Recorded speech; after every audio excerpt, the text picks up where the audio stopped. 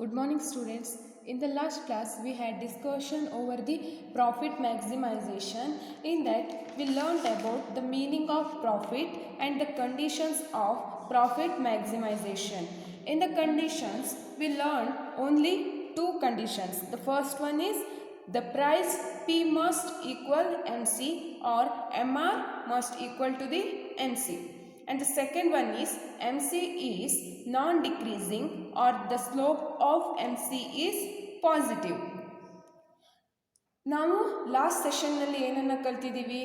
ಲಾಭ ಗರಿಷ್ಠೀಕರಣದಲ್ಲಿ ಲಾಭ ಅಂದರೆ ಏನು and the formula of profit, ಲಾಭದ ತಿಳಿದುಕೊಳ್ಳುವಂತಹ ಫಾರ್ಮುಲಾ ಯಾವುದು ಮತ್ತು ಲಾಭ ಗರಿಷ್ಠೀಕರಣದ ಕಂಡೀಷನ್ಸ್ಗಳು ಯಾವ್ಯಾವುದು ಅಂತ ನೋಡಿದ್ದೀವಿ ಅಲ್ವಾ. ಅದರಲ್ಲಿ 3 ಕಂಡೀಷನ್ಸ್ಗಳಿವೆ.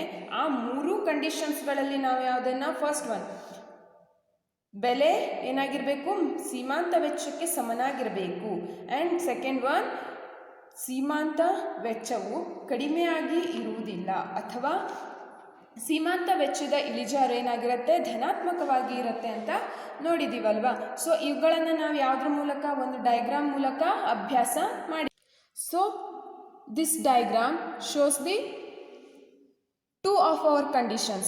First one is the price P must equal MC or MR must be equals to the MC. Here in this point price is equals to the MC and MR. Here the firm incurs no profit and no loss. ಇಲ್ಲಿ ಏನಾಗಿದೆ, P ಈ A ಪಾಯಿಂಟ್ನಲ್ಲಿ ಏನಾಗಿದೆ, ಸಂಧಿಸಿರೋದನ್ನು ಅಥವಾ intersect ಆಗಿರೋದನ್ನು ನೋಡ್ಬೋದು. ಇಲ್ಲಿ marginal cost ಸರಾಸರಿ ವೆಚ್ಚ ಮತ್ತು ಸರಾಸರಿ ಆದಾಯ ಬೆಲೆ ಇವುಗಳು ಎಲ್ಲವೂ ಕೂಡ ಏನಾಗಿದೆ, ಒಂದಕ್ಕೊಂದು ಸಮನಾಗಿದೆ. ಸೊ ಇಲ್ಲಿ ಫರ್ಮ್ ಏನು ಮಾಡಲ್ಲ, ಯಾವುದೇ ನಷ್ಟವನ್ನು ಅನುಭವಿಸದೇ ಇರೋದನ್ನು ನಾವು ನೋಡ್ಬೋದು. ಬಿಕಾಸ್ ಝೀರೋ ಎಕನಾಮಿಕ್ ಪ್ರಾಫಿಟ್, ಇಲ್ಲಿ ಏನಿರುತ್ತೆ, ಝೀರೋ ಆರ್ಥಿಕ ಲಾಭ ಇರೋದನ್ನು ನಾವು ನೋಡ್ಬೋದು. Revenue as well as cost, ಅದರ ಆದಾಯ ಮತ್ತು ವೆಚ್ಚ ಏನಾಗಿರುತ್ತೆ, ಎರಡೂ ಸಮನಾಗಿ ಇರೋದನ್ನು ನೋಡ್ಬೋದು. ಆಫ್ಟರ್ ದಿಸ್ ಪಾಯಿಂಟ್, ಈ ಬಿಂದುವಿನ ನಂತರ, after this point the firm starts incurring its profit. ಈ ಎ ಬಿಂದುವಿನ ನಂತರ ಏನು ಮಾಡಿರುತ್ತೆ, ಫರ್ಮ್ ಲಾಭವನ್ನು ಗಳಿಸೋದಕ್ಕೆ ಸ್ಟಾರ್ಟ್ ಮಾಡಿರೋದನ್ನು ನೋಡ್ಬೋದು. Because here the MC curve is below the price line. ಬೆಲೆ ರೇಖೆಗಿಂತ MC ಏನಾಗಿದೆ, ಮಾರ್ಜಿನಲ್ ಕಾಸ್ಟ್ ಏನಾಗಿದೆ, ಕಡಿಮೆ ಇರೋದ್ರಿಂದ, ಸೀಮಾಂತ ವೆಚ್ಚ ಬೆಲೆಗಿಂತ ಕಡಿಮೆ ಇರೋದ್ರಿಂದ ಏನಾಗಿರುತ್ತೆ, ದ ಫರ್ಮ್ ಇನ್ಕರ್ಸ್ ಪ್ರಾಫಿಟ್, ಇಲ್ಲಿ ಲಾಭವನ್ನು ಗಳಿಸೋದನ್ನು ನಾವು ನೋಡ್ಬೋದು. When the firm reach at this point, ಯಾವಾಗ ಉದ್ಯಮ ಸಂಸ್ಥೆ ಈ ಪಾಯಿಂಟಿಗೆ ತಲುಪುತ್ತಲ್ವಾ, at this point the firm will get maximum profit. ಈ ಬಿಂದುವಿನಲ್ಲಿ ಫರ್ಮ್ ಏನು ಮಾಡುತ್ತೆ, ಹೆಚ್ಚಿನ ಲಾಭವನ್ನು ಗಳಿಸುತ್ತೆ ಅನ್ನೋದನ್ನು ನಾವು ನೋಡಿದ್ದೀವಿ. Now we are going to discuss the third condition, that's in the short run and long run. First we will see in the short run price must be greater than or equal to the average variable cost. So price must be greater than or equal to the average variable cost. And in the long run also price must be greater than or equal to the average cost. First we will see the short run term. Here price must be greater than or equal to the average variable cost. Here we can understand this with a diagram. Here we can see the diagram. In this diagram, horizontal axis shows the output of the firm and vertical axis shows the price as well as cost of the firm. ಇಲ್ಲಿ ನಾವು ಮೊದಲ 2 ಕಂಡೀಷನ್ಗಳನ್ನು ನೋಡಿದ್ದೀವಲ್ವಾ. So ಮೊದಲ 2 ಕಂಡೀಷನ್ಗಳಲ್ಲಿ ಏನಾಗಿದೆ, ಬೆಲೆ ಮತ್ತು ಸೀಮಾಂತ ಆದಾಯ ಮತ್ತು ಸೀಮಾಂತ ವೆಚ್ಚ ಏನು ಒಂದಕ್ಕೊಂದು ಸಮನಾಗಿ ಇದ್ದಾಗ ಉದ್ಯಮ ಸಂಸ್ಥೆ ಏನು ಮಾಡಿರುತ್ತೆ, ಝೀರೋ ಎಕನಾಮಿಕ್ ಪ್ರಾಫಿಟ್ ಅಂದರೆ ಶೂನ್ಯ ಆರ್ಥಿಕ ಲಾಭವನ್ನು ಗಳಿಸಿರುತ್ತೆ. ಅದಕ್ಕೆ ಯಾವುದೇ ಲಾಭನೂ ಆಗಿರೋದಿಲ್ಲ, ಆ್ಯಸ್ ವೆಲ್ ಆಸ್ ನಷ್ಟನೂ ಅಥವಾ ಲಾಸ್ ಕೂಡ ಆಗಿರೋದಿಲ್ಲ. ಬೆಲೆ, ವೆಚ್ಚ ಮತ್ತು ಆದಾಯ ಎರಡೂ ಒಂದಕ್ಕೊಂದು ಸಮನಾಗಿ ಇರುತ್ತೆ. ಆಫ್ಟರ್ ದ್ಯಾಟ್ ಅದರ ನಂತರ ಏನಾಗ್ತಾ ಹೋಗಿದೆ ಸೀಮಾಂತ ವೆಚ್ಚ. ಯು ಕ್ಯಾನ್ ಅಬ್ಸರ್ವ್ ಇಯರ್, ಇಲ್ಲಿ ಝೀರೋ ಎಕನಾಮಿಕ್ ಪ್ರಾಫಿಟ್ ಇದೆ ಅಲ್ವಾ, ನಂತರ ಏನಾಗ್ತಾ ಹೋಗುತ್ತೆ MC ಕರ್ವ್ ಏನಾಗಿರುತ್ತೆ ಡೌನ್ವರ್ಡ್ ಸ್ಲೋಪಿಂಗ್ ಆಗಿ ಇಳಿಮುಖವಾಗಿ ಹೋಗೋದನ್ನು ನೋಡ್ಬೋದು. So it's below the from the price line, ಇದು ಬೆಲೆ ರೇಖೆಗಿಂತ ಏನಾಗಿರುತ್ತೆ ಕೆಳಗಡೆ ಇರೋದ್ರಿಂದ ಏನಾಗಿರುತ್ತೆ ಫ್ರಮ್ ಹಿಯರ್ ಟು ಹಿಯರ್, ಇಲ್ಲಿ ತನಕ ಏನು ಮಾಡುತ್ತೆ ಉದ್ಯಮ ಸಂಸ್ಥೆ ಲಾಭವನ್ನು ಗಳಿಸುತ್ತೆ. When the firm reach at this point, ಈ ಪಾಯಿಂಟನ್ನು ರೀಚ್ ಆದಾಗ the firm will incurs maximum profit, ಹೆಚ್ಚಿನ ಲಾಭವನ್ನು ಗಳಿಸ್ತಾ ಇರೋದನ್ನು ನಾವು ನೋಡ್ಬೋದು. So this will be your profit maximisation point. ಇದು ಪ್ರಾಫಿಟ್ ಮ್ಯಾಕ್ಸಿಮೈಸೇಷನ್ ಲಾಭ ಗರಿಷ್ಠೀಕರಣದ ಬಿಂದು ಅಂತ ನಾವು ಹೇಳ್ಬೋದು. ಸೊ ಇವಾಗ ನಾವು ಥರ್ಡ್ ಕಂಡೀಷನ್ ಏನಿದೆ, ಮೂರನೇ ಕಂಡೀಷನ್ ಆದಂತಹ ಶಾರ್ಟ್ ರನ್ ಅಲ್ಪಾವಧಿಯಲ್ಲಿ ಬೆಲೆ ಏನಾಗಿರಬೇಕು ಸರಾಸರಿ ಬದಲಾಗುವ ವೆಚ್ಚಕ್ಕೆ ಸಮನಾಗಿರಬೇಕು ಅಥವಾ ಅದಕ್ಕಿಂತ ಜಾಸ್ತಿ ಅಥವಾ ಹೆಚ್ಚಿಗೆ ಇರಬೇಕು ಅನ್ನೋದನ್ನು ನೋಡ್ತಾ ಇದ್ದೀವಿ ಅಲ್ವಾ. ಸೊ ಈ ಡೈಗ್ರಾಮ್ ಮೂಲಕ ತಿಳ್ಕೊಳ್ಳೋದಾದರೆ ಒಂದಕ್ಕೊಂದು ಇಂಟರ್ರಿಲೇಟೆಡ್ ಇದೆ ಅಲ್ವಾ. ಸೊ ಈ ಡೈಗ್ರಾಮ್ ಕೂಡ ಏನು ಹೇಳುತ್ತೆ OX ಎಕ್ಸಿಸಲ್ಲಿ ಔಟ್ಪುಟ್ ಒಟ್ಟು ಉತ್ಪನ್ನವನ್ನು ಮೆಜರ್ ಮಾಡ್ತೀವಿ ಆ್ಯಂಡ್ OY ಎಕ್ಸಿಸಲ್ಲಿ ಏನನ್ನು ಬೆಲೆ ಜೊತೆಗೆ ವೆಚ್ಚವನ್ನು ಏನು ಮಾಡ್ತಾ ಇದ್ದೀವಿ ನಾವು ಮೆಜರ್ ಮಾಡ್ತಾ ಇರೋದನ್ನು ನೋಡ್ಬೋದು. Here price is fixed at P, ಇಲ್ಲಿ ಬೆಲೆ ಏನಾಗಿದೆ P ಅಥವಾ Pನಷ್ಟು ಬೆಲೆ ಏನಾಗಿದೆ ಫಿಕ್ಸ್ ಆಗಿರೋದನ್ನು ನಾವು ನೋಡ್ಬೋದು. And this is our short run marginal cost curve, ಇದು ನಮ್ಮ ಅಲ್ಪಾವಧಿ ಸೀಮಾಂತ ವೆಚ್ಚ ರೇಖೆ. And this is our average variable cost curve, ಇದು ನಮ್ಮ ಸರಾಸರಿ ಬದಲಾಗುವ ವೆಚ್ಚದ ರೇಖೆ. And this is our average cost curve, ಇದು ನಮ್ಮ ಸರಾಸರಿ ವೆಚ್ಚ ರೇಖೆ ಆಗಿರೋದನ್ನು ನಾವು ನೋಡ್ತಾ ಇದ್ವಿ. ಕ್ಲಿಯರ್? ಓಕೆ, ನಾವು let's try to understand this situation. ಇದು ಹೇಗೆ ಆಗುತ್ತೆ, ಯಾವ ರೀತಿಯಾಗಿ ಬೆಲೆ ಯಾವ ರೀತಿಯಾಗಿ ಸರಾಸರಿ ಬದಲಾಗುವ ವೆಚ್ಚದ ಜೊತೆಗೆ ಸಂಬಂಧವನ್ನು ಹೊಂದಿದೆ ಅಂತ ನೋಡೋದಾದರೆ, first we will know the meaning of are the definition of average variable cost. ಹಾಗಾದರೆ ಸರಾಸರಿ ಬದಲಾಗುವ ವೆಚ್ಚ ಅಂದರೆ ಏನು? So average variable cost defines as the total variable cost per unit of output. It's nothing but the total variable cost per unit of output. ಪ್ರತಿಯೊಂದು ಘಟಕದ ಮೇಲಿನ ಒಟ್ಟು ಬದಲಾಗುವ ವೆಚ್ಚವನ್ನು ನಾವು ಏನಂತ ಕರಿತೀವಿ? ಆವ್ರೇಜ್ ವೇರಿಯೇಬಲ್ ಕಾಸ್ಟ್, ಸರಾಸರಿ ಬದಲಾಗುವ ವೆಚ್ಚ ಅಂತ ಕರಿತೀವಿ. Clear? Okay, now here we know that when we have a price that is anything below the minimum level of average variable cost, here we can see our price line is below the average variable cost. So at this point the firm will incur loss. When your price is below the average variable cost curve, the firm will ಇನ್ಕರ್ಸ್ loss. ನಿಮ್ಮ ಬೆಲೆ ಏನಾಗಿದೆ ಸರಾಸರಿ ಬದಲಾಗುವ ವೆಚ್ಚಕ್ಕಿಂತ ಕಡಿಮೆ ಇದೆ. ಸರಾಸರಿ ಬದಲಾಗುವ ವೆಚ್ಚ ರೇಖೆ ಇಲ್ಲಿ ಕಾಣಿಸ್ತಾ ಇದೆ ಅಲ್ವಾ, ಬೆಲೆ ರೇಖೆ ಇಲ್ಲಿದೆ ಅಲ್ವಾ. ಸೊ ಬೆಲೆ ಸರಾಸರಿ ಬದಲಾಗುವ ವೆಚ್ಚಕ್ಕಿಂತ ಕಡಿಮೆ ಇದ್ದಾಗ ಏನು ಮಾಡುತ್ತೆ ಉದ್ಯಮ ಸಂಸ್ಥೆ, the firm will incurring loss, ನಷ್ಟವನ್ನು ಅನುಭವಿಸೋದನ್ನು ನೋಡ್ಬೋದು. So here we know that every firm are the everybody wants to make maximum profit. What they do right, ಅವರು ಪ್ರತಿಯೊಂದು ಉದ್ಯಮ ಸಂಸ್ಥೆ ಏನು ಮಾಡ್ತಾರೆ, ಮ್ಯಾಕ್ಸಿಮಮ್ ಪ್ರಾಫಿಟ್ ಅಧಿಕ ಲಾಭವನ್ನು ಗಳಿಸೋದಕ್ಕೆ ಏನು ಮಾಡ್ತಾರೆ ಟ್ರೈ ಮಾಡ್ತಾ ಇರ್ತಾರೆ. So they want to earn more money than they spend on the production process, right? So the earning of profit is their main motive. ಇಲ್ಲಿ ಏನಾಗಿದೆ ಉದ್ಯಮ ಸಂಸ್ಥೆ ಏನು ಮಾಡೋದು ಮ್ಯಾಕ್ಸಿಮಮ್ ಪ್ರಾಫಿಟನ್ನು ಲಾಭವನ್ನು ಗಳಿಸೋದು ಏನಾಗಿದೆ ಅವರ ಮುಖ್ಯವಾದಂತಹ ಮೋಟಿವ್ ಅಥವಾ ಮುಖ್ಯವಾದಂತಹ ಒಂದು ಮೋಟಿವೇಶನ್ ಆಗಿರೋದನ್ನು ನಾವಿಲ್ಲಿ ನೋಡ್ಬೋದು. So we know if our price line passes through minimum level of average variable cost, the firm will incur loss. ನಮಗೆ ಗೊತ್ತು ಆವ್ರೇಜ್ ವೇರಿಯೇಬಲ್ ಅಂದರೆ ಸರಾಸರಿ ಬದಲಾಗುವ ವೆಚ್ಚಕ್ಕಿಂತ ಬೆಲೆ ಕಡಿಮೆ ಇದ್ದಾಗ ಏನಾಗುತ್ತೆ ಫರ್ಮಿಗೆ ನಷ್ಟ ಆಗುತ್ತೆ ಅಂತ ನೋಡಿದ್ದೀವಿ. ಹಾಗಾದರೆ why should the firm continue to produce if it incurring a loss. So it's a very logical thing to think about it. So ಯಾಕೆ ನಷ್ಟ ಆಗ್ತಾ ಇದೆ ಅಂದ್ರೂ ಕೂಡ ಉದ್ಯಮ ಸಂಸ್ಥೆ ಏನು ಮಾಡುತ್ತೆ, ಪ್ರೊಡಕ್ಷನನ್ನು ಹೆಚ್ಚಿಸುತ್ತೆ ಅಥವಾ ಪ್ರೊಡಕ್ಷನನ್ನು ಇನ್ಕ್ರೀಸ್ ಮಾಡೋದಕ್ಕೆ ಯಾಕೆ ಟ್ರೈ ಮಾಡ್ತಾ ಇರುತ್ತೆ. ಇದೊಂದು ಲಾಜಿಕಲ್ ಥಿಂಕ್ ಆಗಿರೋದನ್ನು ನಾವು ನೋಡ್ಬೋದು. So we know that when the price line is anything below the average variable cost curve, the firm is not willing to carry on the production. ಯಾಕೆ ಅದು ಉತ್ಪನ್ನ ಮಾಡೋದಕ್ಕೆ ಪ್ರಯತ್ನ ಪಡುತ್ತೆ ಅಂದರೆ ಲಾಭವನ್ನು ಗಳಿಸ್ಕೊಳ್ಳೋದಕ್ಕೆ ಆಗುತ್ತೋ ಅನ್ನುವಂತಹ ದೃಷ್ಟಿಯಿಂದ ಮಾಡ್ತಾ ಇರುತ್ತೆ. If the process is continues, if this process, ಈ ಪ್ರೊಸೆಸ್ ಏನಾಗುತ್ತೆ ಕಂಟಿನ್ಯೂ ಆಗ್ತಾ ಹೋಯಿತು ಅಂದರೆ ಏನು ಮಾಡುತ್ತೆ, firm will not to produce any goods.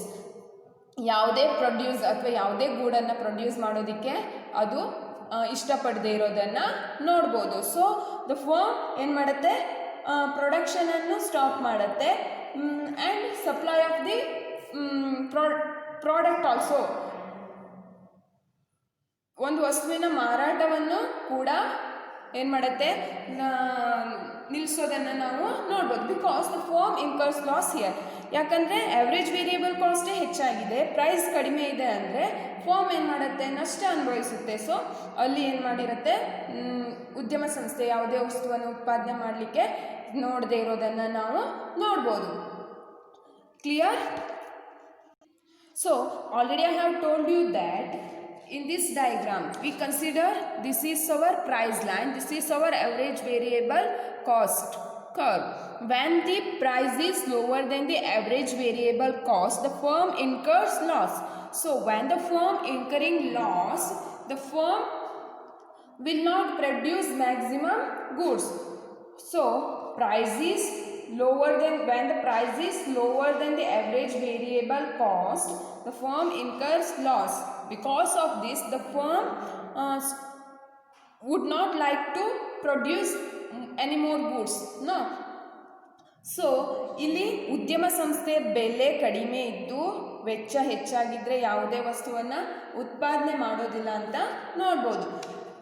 If the firm increase its price at P to E, if the firm increase its price at P to E, P ಇಂದ E, here we consider this is the E, ಇಲ್ಲಿ E ಅಂತ consider ಮಾಡಿದ್ರೆ firm ಏನು ಮಾಡುತ್ತೆ, P ಪ್ರೈಸಿಂದ Eಗೆ ಬೆಲೆಯನ್ನು ಹೆಚ್ಚು ಮಾಡಿದೆ ಅಂತ ಆದರೆ, ಆರ್ ಫ್ರಮ್ P to Eಗೆ ಇನ್ಕ್ರೀಸ್ ಮಾಡಿದರೆ, observe here the increasing price, observe here the increasing price intersect with the average variable cost curve. Here the firm increases price from P to E, P ಇಂದ Eಗೆ ಬೆಲೆಯನ್ನು ಹೆಚ್ಚು ಮಾಡಿದೆ and ಈ line ಏನಾಗುತ್ತೆ, average variable cost curve ಜೊತೆಯಲ್ಲಿ intersect ಆಗೋದನ್ನು, ಛೇದಿಸೋದನ್ನು ನಾವು ನೋಡ್ಬೋದಾಗಿದೆ. So at this level we can see the average variable cost is equals to the price. See, listen here, where if we increase our price from P to E, P ಇಂದ Eಗೆ ಬೆಲೆ ಹೆಚ್ಚು ಮಾಡಿದಾಗ ಮಾತ್ರ ಏನಾಗಿರುತ್ತೆ, average variable ಕಾಸ್ಟನ್ನು ಇಲ್ಲಿ intersect ಆಗುತ್ತೆ ನಮ್ಮ price line. So ಈ ಲೆವೆಲ್ನಲ್ಲಿ ನಾವು Q1 ಕ್ವಾಂಟಿಟಿ ಔಟ್ಪುಟ್ಟನ್ನು ಸೇಲ್ ಮಾಡ್ತಾ ಇದ್ದೀವಿ ಅಂದರೆ ಫರ್ಮ್ ಏನು ಮಾಡುತ್ತೆ, ಉದ್ಯಮ ಸಂಸ್ಥೆ ಏನು ಮಾಡುತ್ತೆ, ಲಾಭವನ್ನು ಗಳಿಸೋದನ್ನು ಏನು ಮಾಡ್ಬೋದು, ನಾವು ನೋಡ್ಬೋದು. So when the firm intersect with the average variable cost and when your short run marginal cost curve is below the price line, at this level the firm incurring maximum profit. Here the firm ಏನು ಮಾಡುತ್ತೆ, ಹೆಚ್ಚಿನ ಲಾಭವನ್ನು ಗಳಿಸೋದನ್ನು ನೋಡ್ಬೋದು. Because here we can see the price line intersect with the average variable cost, and here also our short run marginal cost curve is below the price line. ಬೆಲೆ ರೇಖೆಗಿಂತ ಸೀಮಾಂತ ವೆಚ್ಚ ರೇಖೆ ಕೆಳಗಡೆ ಇರೋದನ್ನು ಮತ್ತು ಬೆಲೆ ರೇಖೆ ಏನಾಗಿದೆ ಸರಾಸರಿ ಬದಲಾಗುವ ವೆಚ್ಚ ರೇಖೆಯನ್ನು ಇಂಟರ್ಸೆಕ್ಟ್ ಆಗಿದೆ ಅಥವಾ ಸರಾಸರಿ ಬದಲಾಗುವ ವೆಚ್ಚ ರೇಖೆಗೆ ಈಕ್ವಲ್ ಆಗಿ ಇರೋದ್ರಿಂದ ಏನಾಗಿರುತ್ತೆ ಉದ್ಯಮ ಸಂಸ್ಥೆ ಏನು ಮಾಡಿರುತ್ತೆ Q1 ಔಟ್ಪುಟ್ ಅಥವಾ Q1 ಉತ್ಪನ್ನದಷ್ಟು ಲಾಭವನ್ನು ಗಳಿಸೋದನ್ನು ನೋಡ್ಬೋದು. So clear here when your price is fixed at P, when your average variable cost is greater than price, the firm will incur loss when the firm increase its price from P to E, which is equals to the average variable cost when your short run marginal cost curve is below the price line.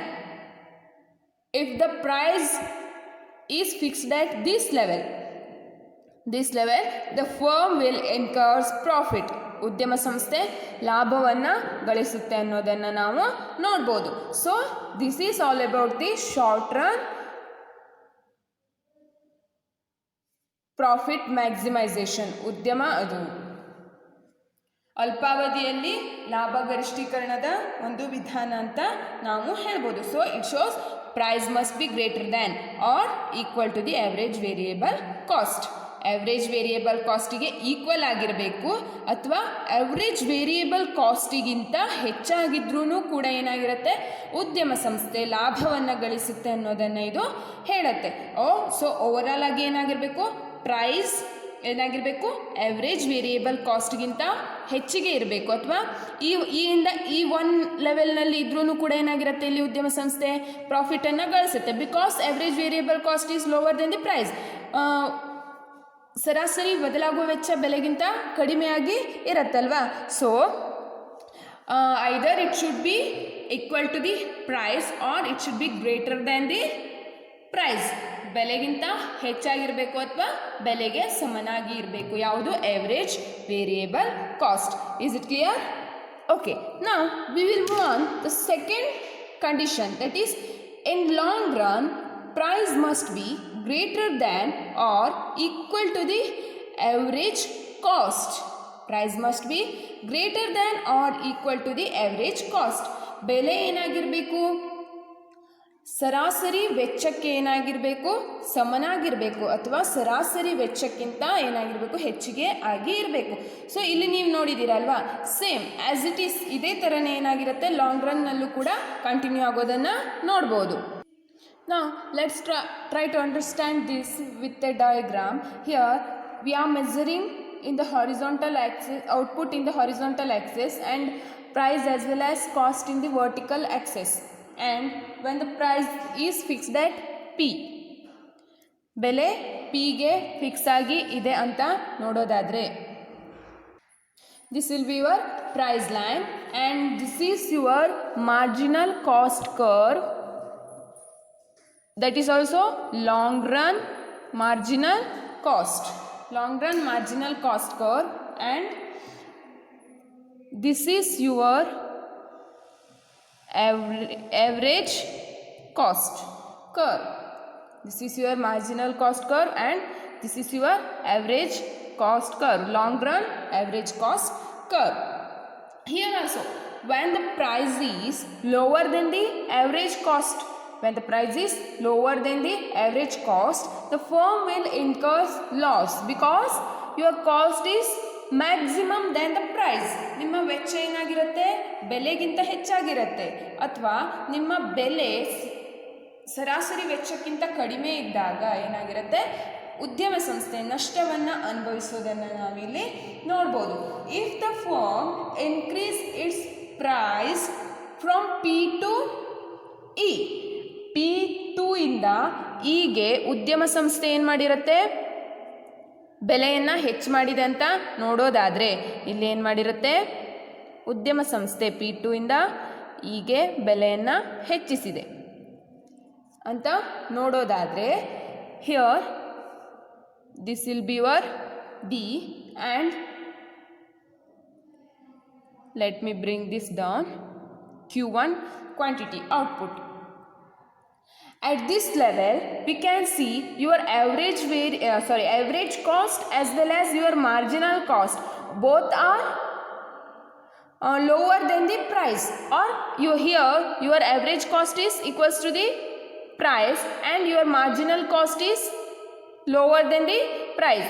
Because of this the firm will incurs profit. ಇದರಿಂದಾಗಿ firm ಏನು ಮಾಡುತ್ತೆ, profit ಅನ್ನು ಗಳಿಸುತ್ತೆ ಅನ್ನೋದನ್ನು ನಾವು ನೋಡ್ಬೋದು. So OE price level, OE ಏನಾಗಿರುತ್ತೆ, ಬೆಲೆಯ ಮಟ್ಟ ಆಗಿರುತ್ತೆ. ದ ಫರ್ಮ್ ಏನು ಮಾಡಿರುತ್ತೆ, BQ1 ಔಟ್ಪುಟ್ಟನ್ನು ಪ್ರೊಡ್ಯೂಸ್ ಮಾಡಿದೆ ಅಂತ ನೋಡೋದಾದರೆ OE BQ1 is your profit of the firm. ನಿಮ್ಮ ಉದ್ಯಮ ಸಂಸ್ಥೆಯ ಲಾಭ ಆಗಿದೆ ಅನ್ನೋದನ್ನು ನೋಡ್ಬೋದು. So it should be, or the average cost should be equal or should greater than the price. ಬೆಲೆಗಿಂತ ಆವ್ರೇಜ್ ಕಾಸ್ಟ್ ಏನಾಗಿರಬೇಕು, ಹೆಚ್ಚಿಗೆ ಆಗಿರಬೇಕು ಅಥವಾ ಅದಕ್ಕೆ ಈಕ್ವಲ್ ಆಗಿ ಇರಬೇಕು ಅನ್ನೋದನ್ನು ನಾವು ನೋಡಿದ್ದೀವಿ. So clear, when your price is fixed at P, your average cost is higher than the price. Here your average cost is higher than the price. Because of this the firm incurs loss here. When you increase your price from P to E, it reaches the, or it intersect with the average cost curve, or it is equals to the average cost curve. So because of this, at this level the firm incurs profit. ಈ ಮಟ್ಟದಲ್ಲಿ ಉದ್ಯಮ ಸಂಸ್ಥೆ ಏನು ಮಾಡುತ್ತೆ, ಲಾಭವನ್ನು ಗಳಿಸೋದನ್ನು ನೋಡ್ಬೋದು. Now we will see a graphical representation of profit maximization. ಒಂದು ನಕ್ಷೆಯ ಮೂಲಕ ಉದ್ಯಮ ಸಂಸ್ಥೆ ಟೋಟಲ್ ಆಗಿ ಯಾವ ರೀತಿಯಾಗಿ ಲಾಭವನ್ನು ಗಳಿಸುತ್ತೆ ಅನ್ನೋದನ್ನು ಒಂದೇ ನಕ್ಷೆಯಲ್ಲಿ ನಾವು ನೋಡೋದಾದರೆ, here in the horizontal axis we are measuring the output, and vertical axis we are measuring the price as well as cost. ಬೆಲೆ ಮತ್ತು ವೆಚ್ಚವನ್ನು ಏನು ಮಾಡ್ತಿದ್ದೀವಿ, ನಾವು ಮೆಜರ್ ಮಾಡ್ತಾ ಇದ್ದೀವಿ ಅಂತ ನೋಡೋದಾದರೆ, when the price is fixed at P, ಬೆಲೆ Pಗೆ ಅಥವಾ P ಲೆವೆಲ್ನಲ್ಲಿ ಇದೆ ಅಂತ ಆದರೆ this will be your price line. ಇದು ನಿಮ್ಮ ಬೆಲೆ ರೇಖೆ ಆಗಿರುತ್ತೆ. And this will be your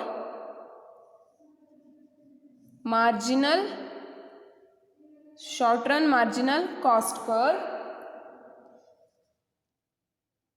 and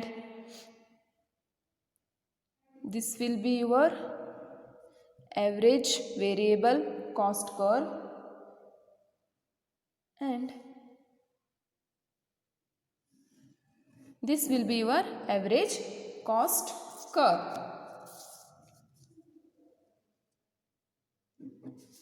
Here when the price is fixed at P, ಬೆಲೆ Pಗೆ ಸಮನಾಗಿ ಇದೆ ಅಂತ ಆದರೆ ಏನಾಗಿರುತ್ತೆ, ಉದ್ಯಮ ಸಂಸ್ಥೆ ಏನು ಮಾಡಿರುತ್ತೆ, ಯಾವ ರೀತಿಯಾಗಿ ಲಾಭವನ್ನು ಗಳಿಸುತ್ತೆ ಅಂತ ನೋಡ್ಬೋದು. So here the price is greater, we can observe the price is greater than marginal cost curve, average variable cost curve as well as average cost curve. ಇಲ್ಲಿ ಬೆಲೆ ಏನಾಗಿದೆ, ಸೀಮಾಂತ ವೆಚ್ಚ ರೇಖೆ, ಸರಾಸರಿ ಬದಲಾಗುವ ವೆಚ್ಚ ರೇಖೆ ಮತ್ತು ಸರಾಸರಿ ವೆಚ್ಚ ರೇಖೆಗಿಂತ ಏನಾಗಿದೆ, ಹೆಚ್ಚಿಗೆ ಇರೋದನ್ನು ನಾವು ನೋಡ್ಬೋದು. So at this point or at this level, let me write A, at this level the firm incurs maximum profit. ಈ ಲೆವೆಲ್ನಲ್ಲಿ ಫರ್ಮ್ ಏನು ಮಾಡುತ್ತೆ, ಹೆಚ್ಚಿನ ಲಾಭವನ್ನು ಗಳಿಸೋದನ್ನು ನಾವು ನೋಡ್ಬೋದು. Because these 3 are lower than the price. ಈ ಮೂರು ಏನಾಗಿದೆ, ಕಾಸ್ಟ್ಗಳು ಬೆಲೆಗಿಂತ ಕಡಿಮೆ ಇದೆ. ಸೊ ಉದ್ಯಮ ಸಂಸ್ಥೆ ಏನಾಗಿರುತ್ತೆ, ಲಾಭವನ್ನು ಗಳಿಸುತ್ತೆ. ಒಂದು ವೇಳೆ ಪಿಗಿಂತ ಕಡಿಮೆ ಈ ಲೆವೆಲ್ನಲ್ಲಿ ಅಥವಾ ಈನಷ್ಟು ಉದ್ಯಮ ಸಂಸ್ಥೆ ಏನು ಮಾಡಿರುತ್ತೆ, ಲಾಭವನ್ನು ಅಥವಾ ಪ್ರೈಸನ್ನು ಫಿಕ್ಸ್ ಮಾಡಿದೆ ಅಂತ ಆದ್ರೂ ಕೂಡ ಏನು ಮಾಡಿರುತ್ತೆ,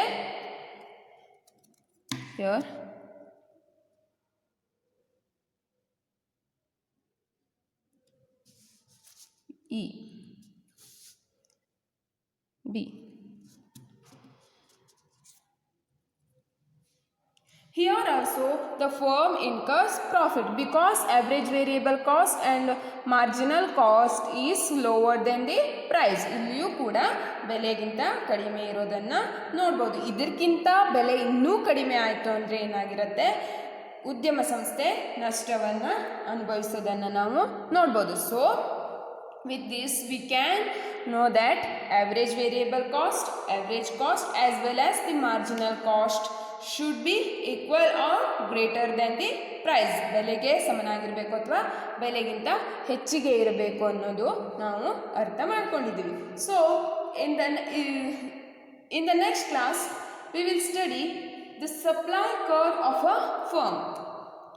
ನೆಕ್ಸ್ಟ್ ಕ್ಲಾಸ್ನಲ್ಲಿ ಉದ್ಯಮ ಸಂಸ್ಥೆಯ ಪೂರೈಕೆ ರೇಖೆಯನ್ನು ತಿಳ್ಕೊಳ್ಳೋಣ. ಸೊ ಈ ಕ್ಲಾಸಿಗೆ ಏನನ್ನ ಲಾಂಗ್ ರನ್ನಲ್ಲಿ ಯಾವ ರೀತಿಯಾಗಿ ಇರುತ್ತೆ, ಶಾರ್ಟ್ ರನ್ನಲ್ಲಿ ಯಾವ ರೀತಿಯಾಗಿ ಲಾಭ ಗರಿಷ್ಠೀಕರಣ ಇರುತ್ತೆ ಅನ್ನೋದನ್ನು ತಿಳ್ಕೊಂಡಿದ್ದೀವಲ್ವಾ. ಸೊ ನೆಕ್ಸ್ಟ್ ಕ್ಲಾಸಲ್ಲಿ supply curve of a firm, ಉದ್ಯಮ ಸಂಸ್ಥೆಯ ಪೂರೈಕೆ ರೇಖೆ ಕುರಿತು ತಿಳ್ಕೊಳ್ಳೋಣ.